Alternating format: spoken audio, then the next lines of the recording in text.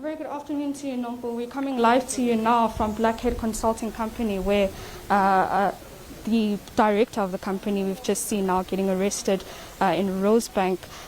This after he was implicated in the 255 million rand tender fraud that was linked to the asbestos consulting that he had to do with the Free State and the housing settlement there. But to speak to me more about what is taking place here, I have with me Kaizer Kganyago, who is the spokesperson for the Special Investigating Unit. Thank you so much for speaking to us.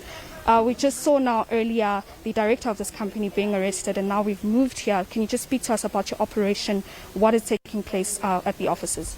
Yes, at the office now the members of the Hawks are now doing a search and seizure inside to just gather more information, because the investigation is still going on.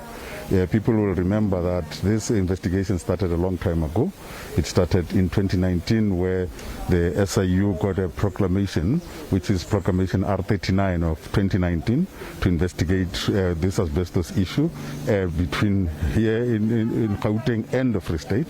And then we have now, when we started seeing a lot of criminality that was involved, we roped in the Hawks and the NPA to work with us, so that we are able to then get to the bottom of this matter, and that is what led us to where we are today.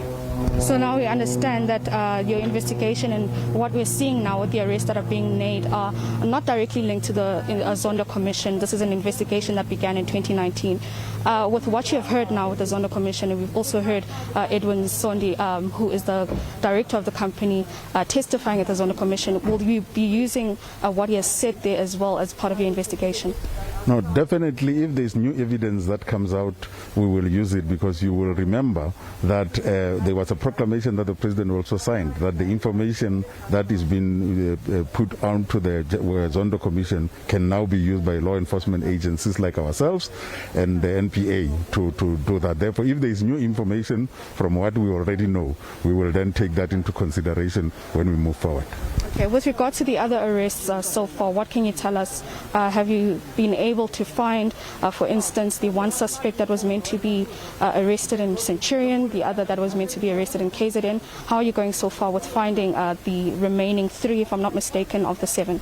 Yes, so far I think the information I get from the Hawks is that out of the 7 we have got 5. And then we are waiting for the other 2, so that we are able to finalize this thing, and then all of them will be taken to Bloemfontein, where we will be able to have the court case, the hearing on Friday. Of that 5, how many are the government officials and how many are businessmen? It is very difficult for me to say, because this is an operation that is done by the Hawks, but all I know is they are senior people who are in government in the main, and the people that they were working in the private sector.